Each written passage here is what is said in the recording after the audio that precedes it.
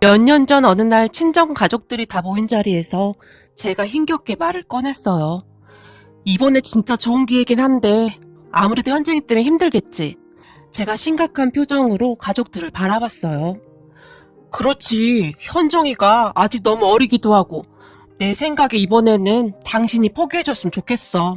남편의 표정은 저보다 더 심각했는데 그런 남편의 말에 서운한 마음보다는 남편의 입장에서는 당연하다는 생각만 들었습니다. 하지만 옆에서 우리의 이야기를 듣던 친정엄마가 아니 그래도 그건 아니지 않나? 여자니까 그리고 엄마니까 그 좋은 기회를 포기하라니 그러기엔 너무 아깝지 않느냔 말이야. 남편과 저를 바라봤어요. 그래도 어떡해. 현정이한테는 아직 엄마 손이 많이 필요하잖아. 어쩔 수 없지 뭐.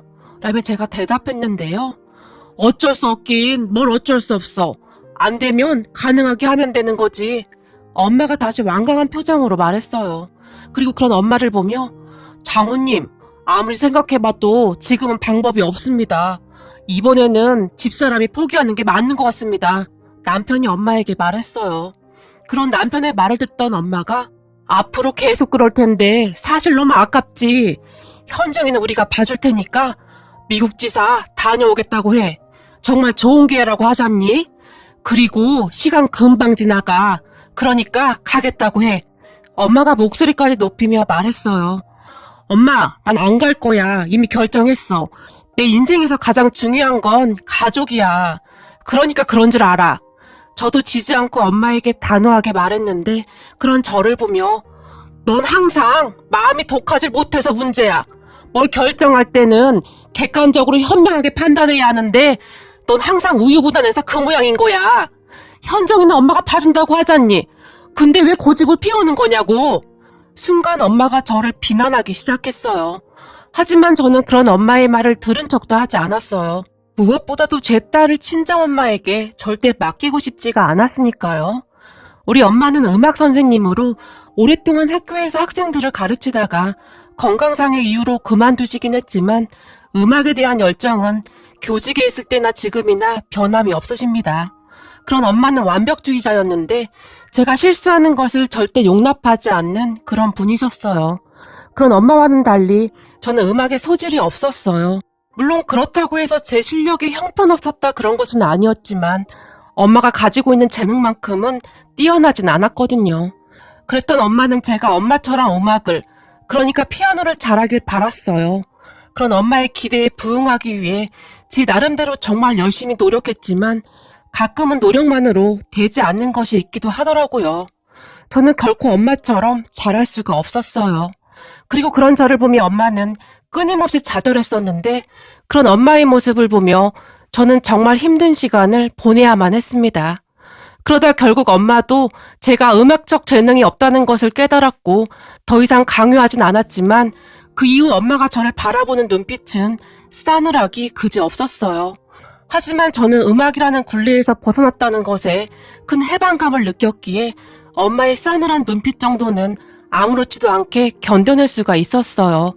그런데 우리 딸이 태어난 뒤로 엄마의 눈빛이 다시 반짝이기 시작했고 엄마는 오로지 우리 딸의 손가락을 보며 내가 가만히 보니 딱 피아노를 할 손가락이야. 네가 못한 걸 네 딸이 할 수도 있을 것 같구나.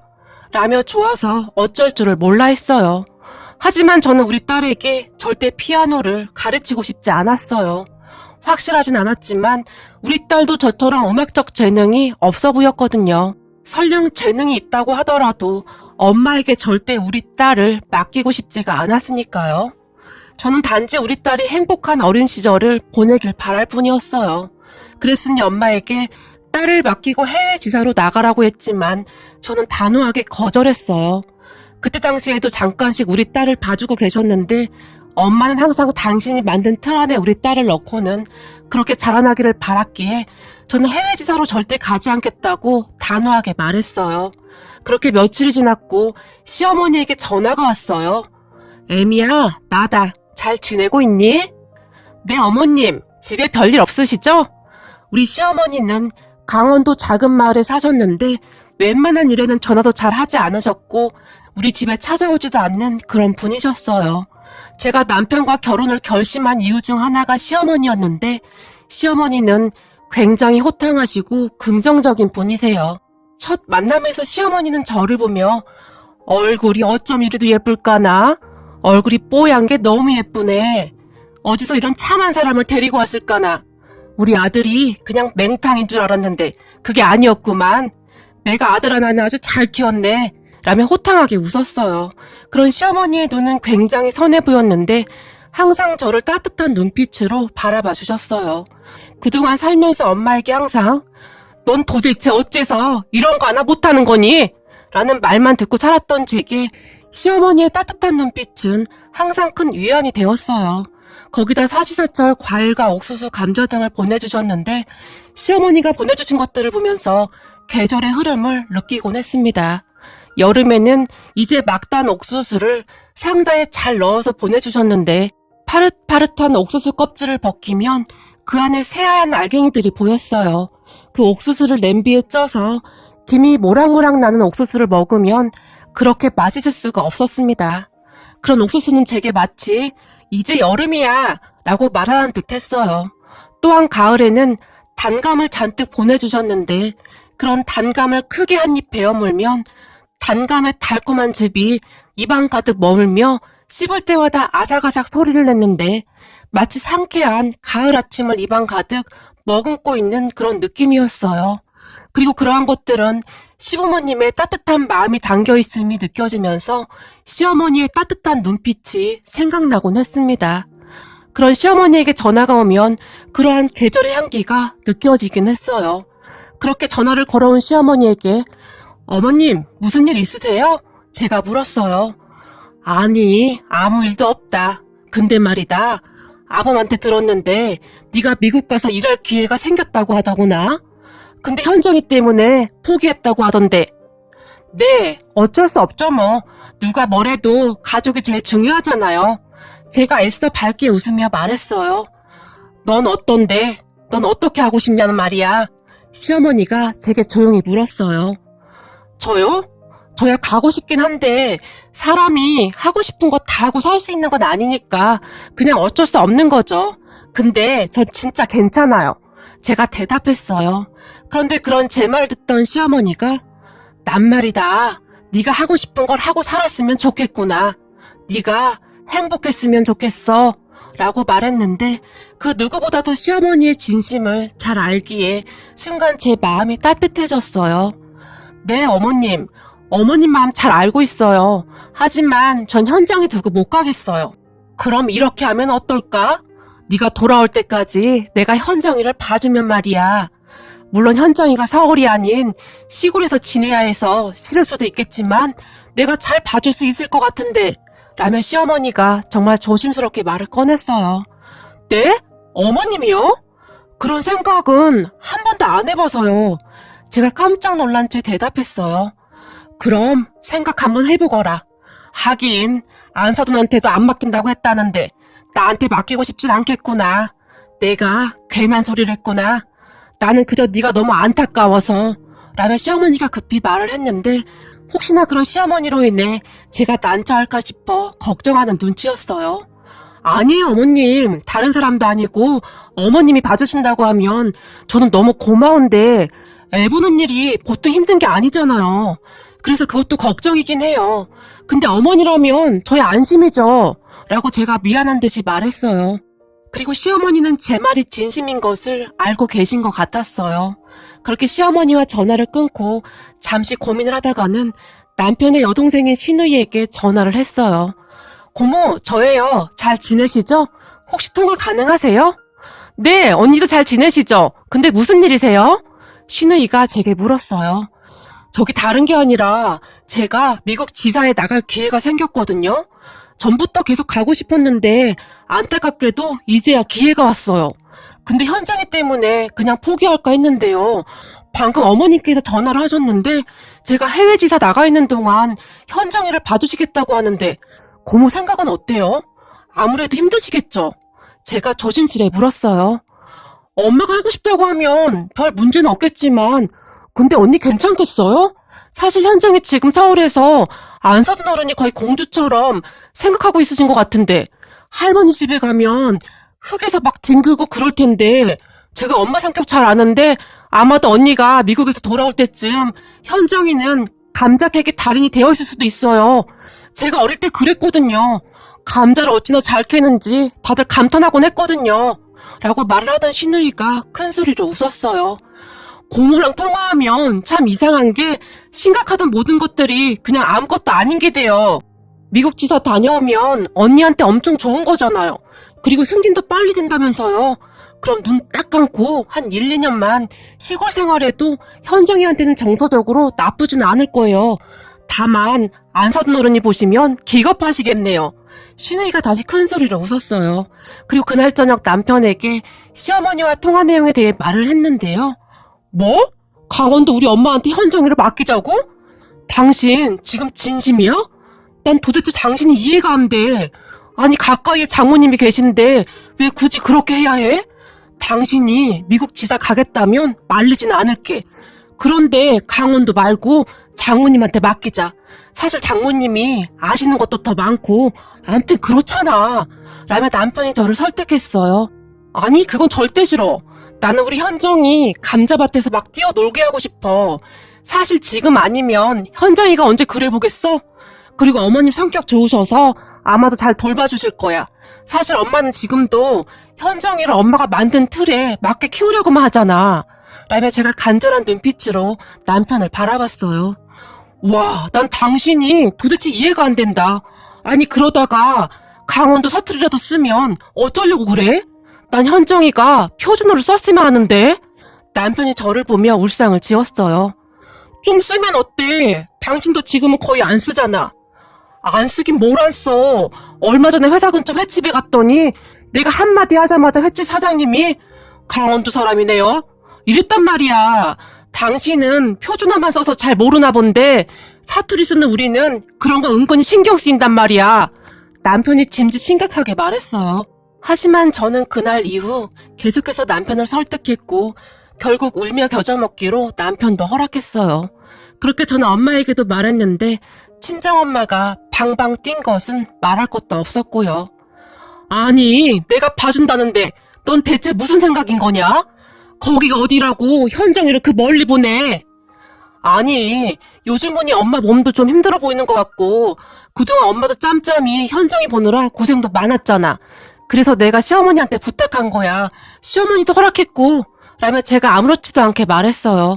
그 뒤 엄마는 큰 충격을 받은 듯 했는데 그런 엄마를 저는 모른 척 했어요. 그리고 얼마 뒤 미국으로 가기 전 우리 엄마와 함께 현정이를 데리고 강원도 시댁으로 내려갔어요. 엄마가 굳이 따라 나서겠다고 해서 같이 내려갔는데 엄마가 시어머니에게 이것저것 인수인계라고 해야 할까요? 아무튼 현정이에 대해 시어머니에게 자세히 말을 하며 노트 한 권을 건넸는데 그 안에는 현정이가 좋아하는 것부터 못 먹는 음식, 현정이의 아토피와 그 외의 것들이 빼곡히 적혀 있었어요. 하지만 엄마에게 노트를 받아본 시어머니는 단지 특정한 알레르기는 없는 거죠? 혹시 땅콩 알레르기 그런 거 말입니다. 라고 물었고 우리 엄마가 없다고 하자 그다지 신경 쓰지 않는 듯 했어요.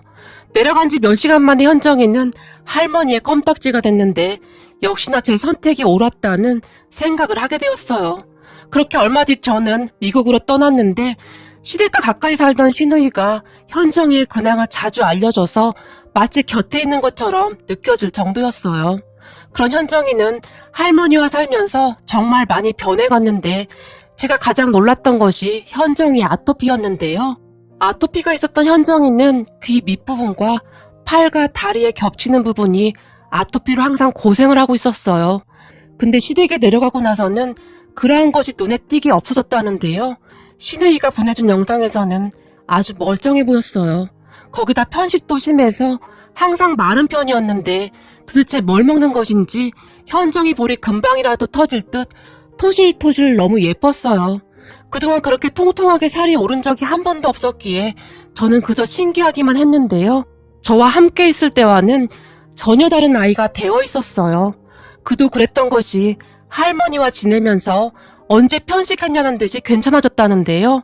절대 먹지 않던 김치도 밥 위에 척척 올려서 먹었고 감자, 고구마, 단호박 그러한 것들도 아주 맛있게 먹고 있었어요. 암튼 사진 속 현정이의 모습은 영락없는 강원도 산골소녀 같은 정말 건강해 보이는 그런 모습이었어요. 그러던 어느 날 우리 엄마가 혼비백산한테 제게 전화를 했는데, 내가 오늘 강원도에 다녀오지 않았겠니? 근데 우리 현정이가 말이야, 일을 어쩌면 좋니 그래? 라며 엄마가 울먹이기까지 했어요. 왜? 무슨 일인데 그래?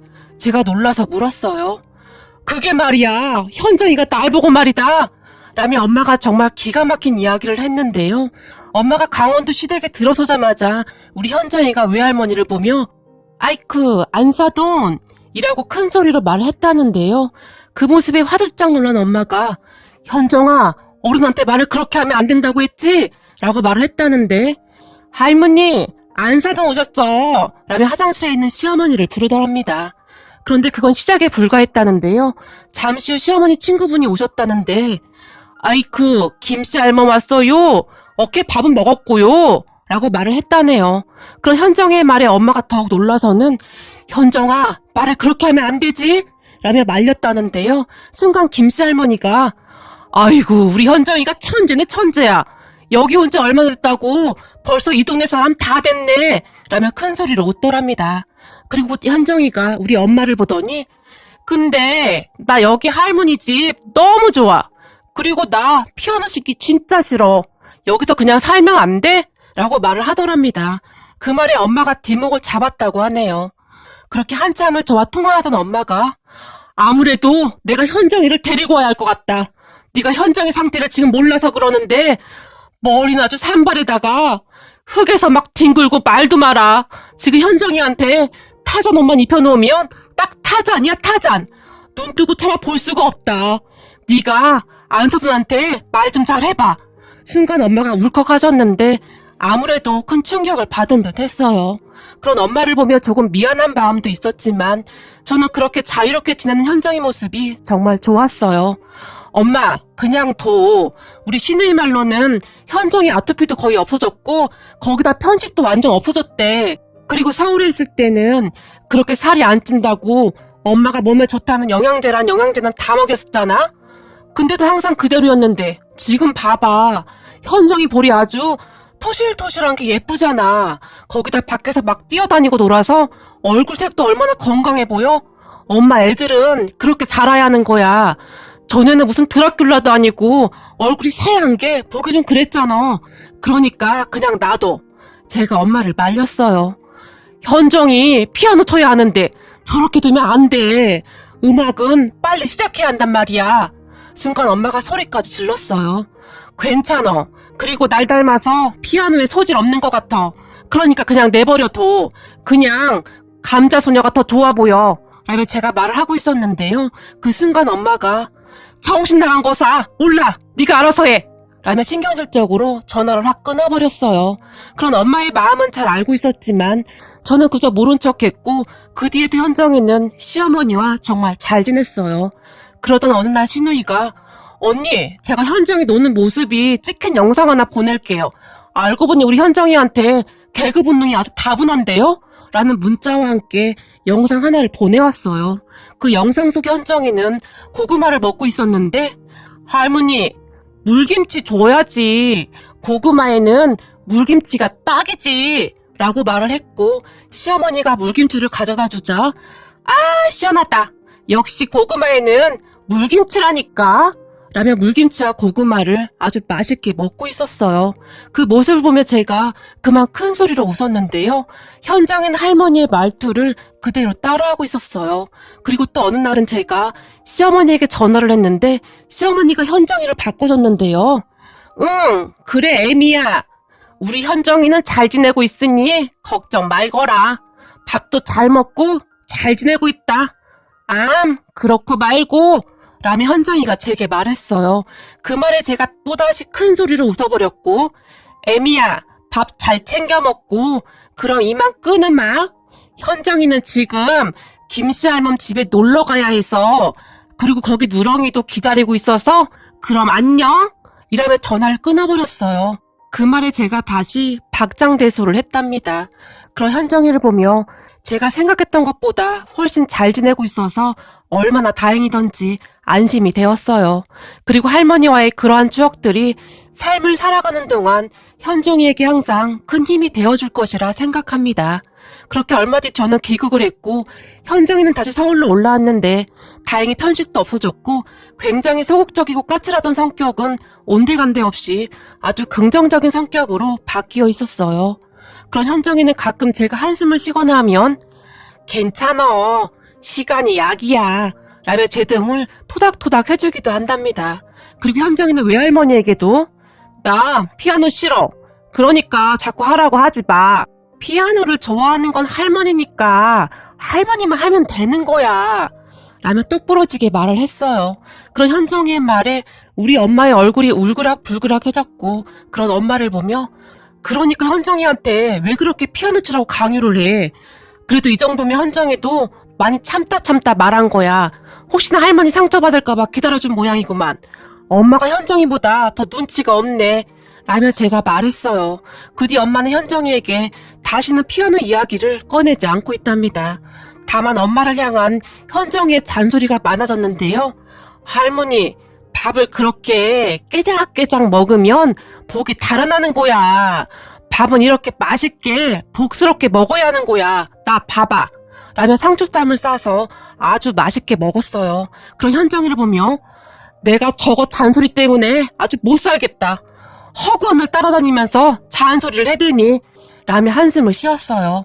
그러한 현정이를 보고 있노라면 역시나 제 생각이 맞았다는 생각이 듭니다.